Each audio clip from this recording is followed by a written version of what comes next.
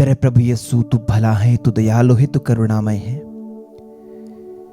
अपने भक्तों के प्रति प्रेममय है। तुझे सुनने वाले तमाम हमारे श्रोताओं को प्रभु आज विशेष अनुग्रह दे, विशेष आशीष दे। उनके परिवारों को आशीष दे, परिवार के सदस्यों को आशीष दे, उनके कार्यों को आशीष दे। उनकी जिंदगी में तू बड़े बड़े काम कर प्रभु, और विशेष करके उन्हें तेरे लिए तैयार कर, तुझसे मिलने के लिए तैयार कर प्रभु। संसार और सांसारिकता कभी भी उन्हें तुझसे दूर न कर पाए।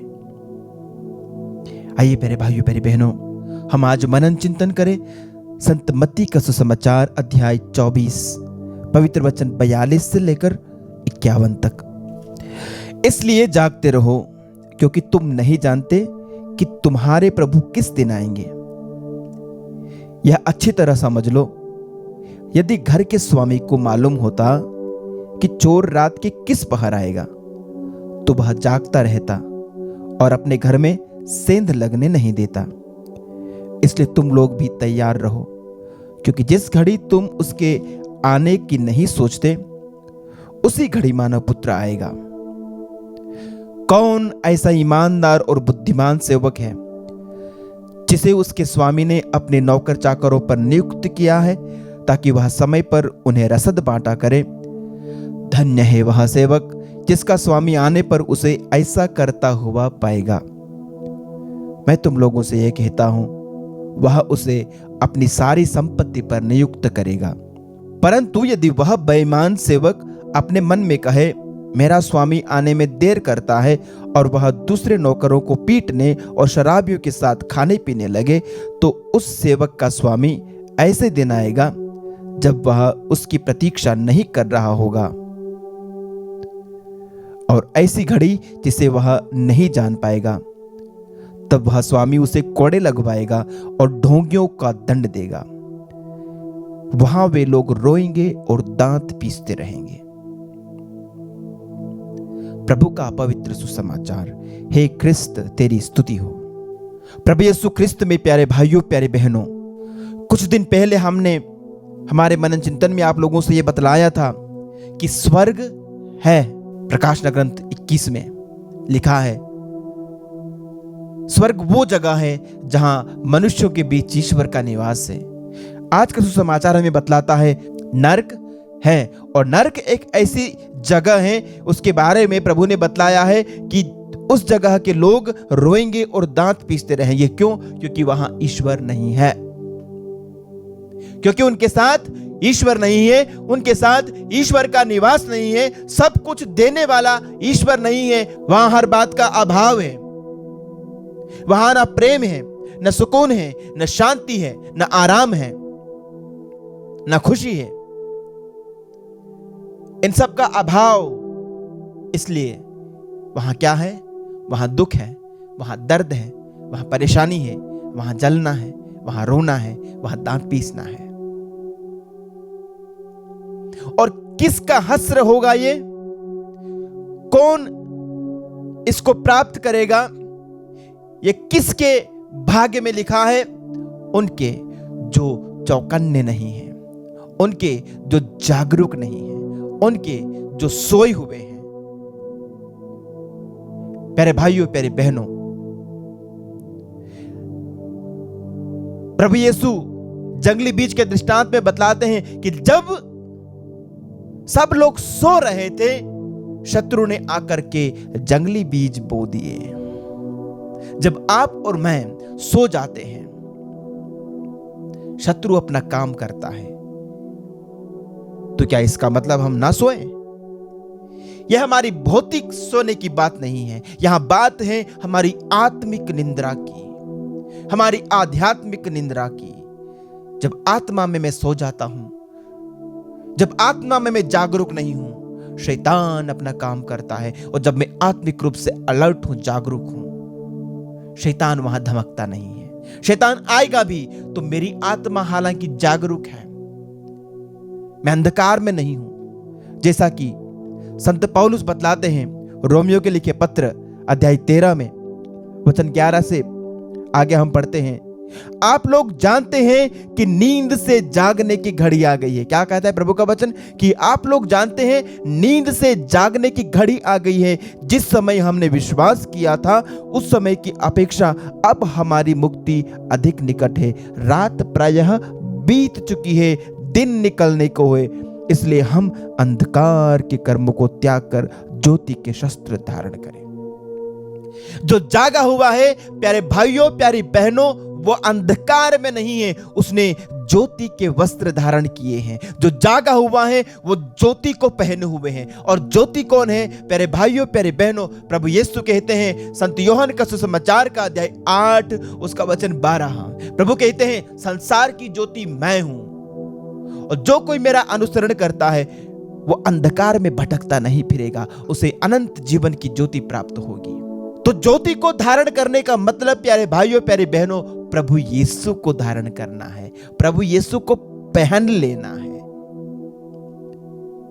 प्यारे साथियों, बारिश के दिनों में जब हम रेनकोट पहन लेते हैं तो हम नहीं भीगते हैं। बारिश का पानी हमें प्रभावित नहीं कर सकता। वैसे ही जब मैं मसीह को धारण कर लूंगा प्यारे भाइयों प्यारे बहनों, शैतान और शैतान के बुरे काम मुझे प्रभावित नहीं कर पाएंगे, क्योंकि मैंने ज्योति को धारण किया है। मैं ज्योति की संतान हूं। प्यारे भाइयों प्यारे बहनों, हम पढ़ते हैं थिस्सलुनीकियों के नाम संत पौलुस का पत्र अध्याय 5 उसका वचन 4 कहता है, प्यारे भाइयों आप तो अंधकार में नहीं हैं जो वह दिन आप पर चोर की तरह अचानक आ पड़े। प्रभु का वचन कहता है कि आप तो अंधकार में नहीं हैं। आप विश्वासी, आप मसीही, आप एक कैथोलिक हैं, आप एक क्रिस्तीय हैं, आप एक विश्वासी हैं।